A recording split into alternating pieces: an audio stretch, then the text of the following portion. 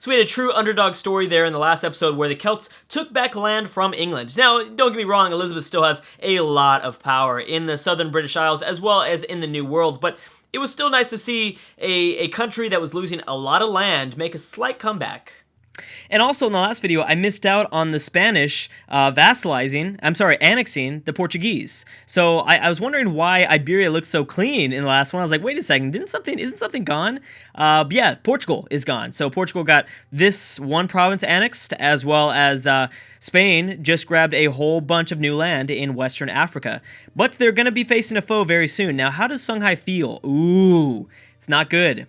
It's not good. I mean, now Songhai is even more pissed off than the Moroccans. Who would have thought that Askia would be so much more mad at Isabella than Morocco would? I thought, everyone kind of knows that Morocco has a huge thing against Iberia all the time in these EU4 games. Just in any game in general, when you're playing on a Europe or kind of an Earth map, I mean, the Moroccans always don't like Iberia and vice versa. But in this case, as of right now, in 1644, October 1st, and so on, we have the Songhai Empire, Askia, not hating Spain more. So that's pretty crazy. I wouldn't be surprised if a war breaks out soon. And, Askia's army's nothing to be messed with over probably 50,000. Yeah, definitely maybe 55,000 men. Spain's smart for having 25,000, but that's not going to be enough, especially because I don't think a lot of this terrain is very defensive oriented.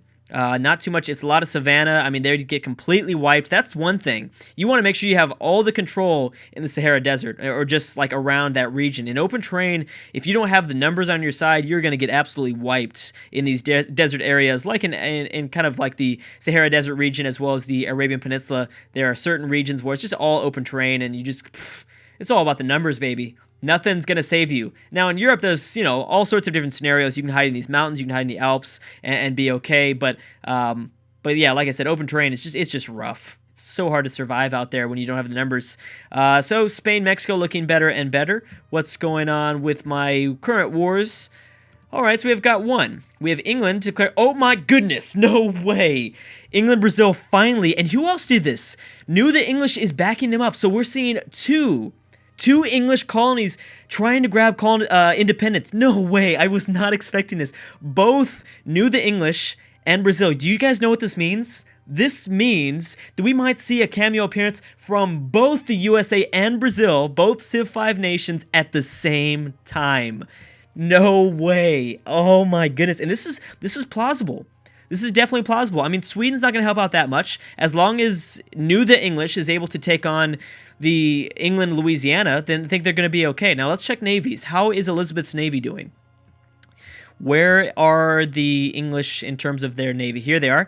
No, that's not even. That's Knew the English. So are you telling me that the colonies have a stronger fleet than Elizabeth? It's possible because, they probably got wiped. Yes. No, yeah, they've got only 3. Their force limit's at 29, but they only have 3 troops. Their transports, that doesn't matter. They'll get wiped out by the colonies. England, Louisiana has nothing. No freaking way. Oh my goodness, I'm so pumped for this. No freaking way. So knew the English is doing good. Now, where is England, Brazil? I imagine they're doing very well. I know they're somewhere around here. I don't know where they're at. France, Spain, Mexico. There it is at 6.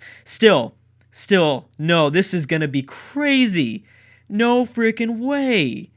Oh my goodness. This is getting me, I'm sorry, but this is Drew having an orgasm right now. I'm so excited for this. I cannot believe it. Well, we have to also think about maybe the Swedish might have a small fleet, probably in the North Sea or the Baltic Sea, but I don't know if they're going to actually, do they care about England that much? They've got a pretty good relationship with them, but that doesn't mean anything. The AI, I don't know if is going to want to stop transferring trade power from the Baltic Sea. Oh, they are. It's going to be small. It's going to be a small force. Looks like they do have some heavy ships involved, though. Are they sending them over? Is that them? Yes. Yeah, no, they're going over. And they're also sending troops. Oh, this is not good. Sweden, I will say, I'm kind of for the Liberty Desire right now. I kind of like the storyline of seeing a cameo, but man, Sweden, you're really keeping down the man. You don't want anyone getting their independence. Oh, who is this? England, Brazil, grabbing. Oh, I'm very confused here. What land is this? Occupied by England. Oh, okay. So England has made a landing of 25,000 troops, and the Swedish are over here as well. It's actually mainly Sweden. Oh, dang. Yeah, so it's mainly Elizabeth that's helping out here. Too bad they didn't get any more, independence supports. Well, you know what? Knew the English might be okay. So we might not see a cameo from... this would be so interesting. So it was England, Brazil to declare the war. So I don't know if technically that knew the English can ask for their independence as well. I don't know how that would work, but I will say if you're a fan of Brazil, and if you're either a Brazilian or you want to see a cameo from Brazil, oh man, I would not be too happy of the people that are rooting for Sweden right now. Because right now, I mean, it's really the Swedish army that's doing most of the work. It's not really anything that England is providing. There's only a few troops, but honestly, if it was just England, definitely Brazil would be able to kick them back. Oh, that is that. I did want to see an independence, but this is kind of funny. I will say, this is pretty funny. Oh man. Oh, we have Florida up here too. So it's not only. Oh, so Florida's now getting sieged out, I think. Knew the English has got 26,000 troops. Sweden has completely bypassed Brazil. I think that's a smart idea because they're going after the war leader. Well, I don't know if that's the first... there's no more Liberty Desire. That's too bad. We should probably double check on that. Well, let's check on the other wars first. I'm sure I'm missing some other stuff. Of course we are. So Rome has gotten themselves into a war against Songhai, calling in New Rome. New Rome sounds good. Oh, New Rome formed up. That right there. Okay, you cannot tell me that does not sound okay. New Rome sounds cool. Definitely. Okay. See, I didn't totally mess it up, and we'll see another colony soon here. So we have New Rome joining in as well as France. Ooh, France joining in as well as Greece. But France is going to be able to do much against this Islamic alliance here. And we knew about the Independence War, and then Persia is now back at war with the Byzantium Empire. Wow, that was not long. They were just at war with these guys. And they called in both people. They called in all the original alliances. Venice, Rome, and the Russians are once again coming to aid of the Byzantium Empire, as well as Egypt and the Ottomans teaming up with the Persians. Arabia still didn't join in. It's so strange. That was a very fast war. I wonder why that got declared so fast. Well, I guess it's been a few years. They must have grabbed the truce and immediately went back. I mean, I don't know if they took anything. It's possible they didn't take anything. Oh yeah, Ascii is going to mess up this part of the Roman Empire. That's for sure, because Rome's not even helping it out. Now, what is Rome declaring this war for? Second jihad. Okay, so it's a jihad again. No, this is the Persian jihad against Byzantium. I'm sorry. We have England, Brazil, the Brazilian War for Independence, and then Roman Crusade. It's a crusade against the Songhai Empire. That's not going to go good for Rome. Even though you have France on your side, that's smart, but France isn't going to be able to help out too much. They might, send some navies over to, try to destroy some of those fleets in the Mediterranean. Oh man, that is pretty. I don't even know what to say. Again, I'm trying to remain neutral as possible. I always like just storylines to pop up. This is certainly a storyline. Initially when I read that war, the Independence War for Brazil, I got very excited. You knew I totally got some weird things going on inside. I was very, very excited. You could hear it in my voice. But this is almost a more interesting story because it was single-handedly Sweden that stopped this independence. I mean, because you only have, 4,000 Englishmen? Nothing, really. Mainly the Swedes are stopping this. So again, I don't know what's going to happen. I think New English is just going to have to stop, and I don't think they're going to be able to do their independence anytime soon. Even though they might be dominating, I don't think they can keep up with those massive armies, those massive regiments currently in South America. There's no way. So how are the Celts feeling towards Celtic Canada? Is at 33%. How's Florida? Florida's okay. Yeah, so England losing all those wars weren't good. Spain, Mexico feels fine. I'm sure France, Colombia is not going to be, going up against their overlord anytime soon. France is just way too powerful. Yeah, the only chance we really could have seen from some independences were from Elizabeth's colonies, English colonies, because she seems to be arguably the weakest out of all the colonial nations. I guess maybe, Morocco doesn't technically hold a colonial. Actually, you know what? Rome will. These Roman colonies will probably, New Rome is not super strong, so maybe not. But if they continue to invest in Roman Louisiana, then I will say more than likely this is going to be a a colony that will not stick around for too long. We didn't even check the West Indies. 36 with Liberty Desire. Okay, I mean, it's not nothing too crazy, but it's still there. Yeah, so 30, 35. It's gone down to 35 now. Still, it's going to be fascinating. I will say pretty fascinating. Now, how's Persia doing in their wars? How are the wars going? Currently, Rome is -2 in war score against the Songhai Empire. Technically, England is winning. I'm sorry, Brazil is winning against England at 1 war score, but I think they need like 10. Or as long as they stay on top here, man, they should have really gotten some more independent supports. They weren't going to be able to do it by itself. They should have gone for France's help. If they were smart, they would have gone after France's help. I mean, how does England or Brazil feel? Or how does everyone feel towards Brazil? So actually, a lot of people like Brazil. France, Poland, Sweden technically does, even though they're messing with them right now. Rome likes them. Morocco likes them. So there eventually could be more opportunities for Brazil to rise up here. It's possible. Uh-oh, what happened? Yep, they ended. That war totally ended. And it is actually too bad for the English, because they were doing fine with their war. They were dominating. They were totally dominating. Well, I guess not anymore. It's not doing... Oh, they've got a lot of rebels. They're peasants, actually. So I'm wondering what's going to happen with these Brazilian peasants. Not too happy, but they're, as you can see, their Liberty Desire immediately shifted back down to 15%. They must have been at 100 for a while there before they decided to strike up against their overlords, Elizabeth. Yeah, wow, that was fascinating. If someone, the people that don't like Sweden, that's when they should have declared war. Germany should have declared war right when Sweden had most of their regiments.